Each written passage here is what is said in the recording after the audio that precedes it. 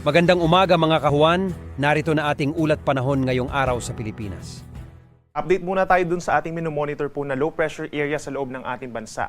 As of 3 in the morning, nandito pa rin siya sa may northern Solusi at huling namataan 80 kilometers east-northeast of Cuyo, Palawan. Itong low pressure area hindi pa rin inaasahan na magiging isang bagyo at posibleng malusaw sa susunod na 24 oras. Samantala, magpapaulan pa rin ito sa malaking bahagi ng Southern Luzon, Visayas at hilagang parte po ng Mindanao. Samantala, yung easterlies pa rin o yung hangin galing sa silangan, nagdadala pa rin ng mainit na panahon for the rest of Luzon and Mindanao. At itong easterlies din, mas maraming dalang moisture. Kaya taasahan din po ang mataas din na tsansa ng mga pag-uulan at mga thunderstorms, lalo na sa dakong hapon hanggang sa gabi. Sa ating mga kababayan po sa Southern Luzon, magbaon po ng payong ngayong araw dahil aasahan nga ang mataas na tsansa ng ulan dulot ng low pressure area. Asahan ang mataas na tsansa ng ulan sa may Calabarzon, Bicol Region and Mimaropa, lalo na sa may areas po ng Mindoro. Kaya't mag-ingat po sa mga banta ng baha at pagguho ng lupa dahil minsan malalakas ang mga pag-uulan. For the rest of Luzon, asahan din ang mataas sa tsansa ng mga makulimlim na panahon at maulang panahon sa may silangang parte po ng bansa sa may Cagayan, Isabela, Aurora, magi dito sa Metro Manila. Medyo kumukulimlim na po pagsapit ng tanghali at mataas ang tsansa ng mga pag-uulan pagsapit ng hapon hanggang sa gabi. The rest of Luzon, bahagyang maulap at minsan maaraw ang kalangitan pagsapit ng umaga hanggang sa tanghali. At sa dakong hapon hanggang sa gabi, may mga isolated thunderstorms pa rin po na mararanasan, lalo na sa may Cordillera Region at sa may Ilocos Region. Temperatura natin sa Metro Manila, medyo mainit pa rin po mula 25 to 34 degrees Celsius, habang sa may Baguio City, 17 to 24 degrees Celsius.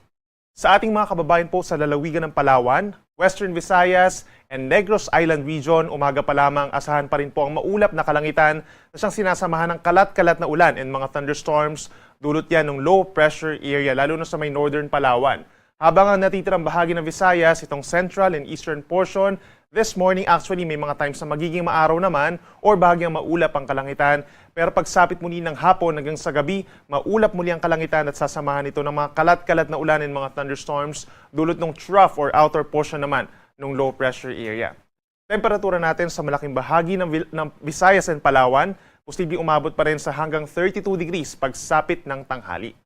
At sa ating mga kababayan po sa Mindanao, umaga pa lamang may tsansa na ng pag-ulan sa may Zamboanga Peninsula, maging dito rin po sa may Surigao del Sur, Davao Oriental and Davao de Oro, yung sa may parting Zamboanga Peninsula dahil po dun sa outer part ng low pressure area, habang sa may eastern side ng Mindanao dahil naman sa easterlies. Ang malaking bahagi ng Mindanao, make sure po magdala pa rin ng payong dahil makakaasa pa rin tayo ng mga kalat-kalat na ulan at mga thunderstorms pagsapit ng hapon hanggang sa gabi. Usually nagtatagal po ito ng 2 hanggang 3 oras. Temperatura natin sa may Davao City hanggang 32 degrees Celsius, habang sa may Zamboanga City pinakamainit in terms of air temperature hanggang 33 degrees Celsius. Pagdating naman sa heat index o yung nararamdaman ng ating katawan, mataas pa rin po ang concentration ng mga matataas na heat indices sa may Luzon. 46 degrees ang inabot po kahapon sa may Cavite City, nasunod na naman ang 45 degrees sa may Catarman, Northern Samar. Habang sa may Metro Manila kahapon, umabot sa may southern part ng Metro Manila, 43 degrees, delikadong antas po ito, habang umabot naman sa 41 degrees ang heat index sa may northern part of Metro Manila.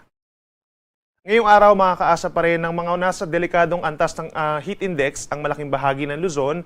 44 degrees ang maximum heat index over Dagupan City, Pangasinan, and Cavite City. Habang nananatili ang init dito sa may Metro Manila, sa may southern portion po, posible pa rin umabot sa delikadong antas. Base naman sa ating heat index map, forecast, malaking bahagi pa rin ng mga kapatagan po sa Luzon na magkakaroon na sa between 42 to 44 degrees na heat index. Kabilang na dyan ang mga kapatagan po sa may Isabela, Ilocos Provinces, Pangasinan, dito sa may Zambales, Tarlac, Northern Palawan, hanggang dito sa may Rojas Capiz, Catarman Northern Samar, Masbate, and Camarines Norte.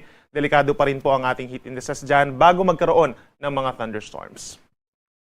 Para naman po sa maglalayag nating kababayan hanggang sa long weekend po, aasahan pa rin natin yung mga walang sea travel suspension. So ibig sabihin banayad hanggang katamtaman ng taas sa mga pag-alon. At kapag may mga thunderstorms, posible lamang po umabot sa 1.5 metro ang taas ng mga alon sa malaking baybayin po yan ng ating bansa.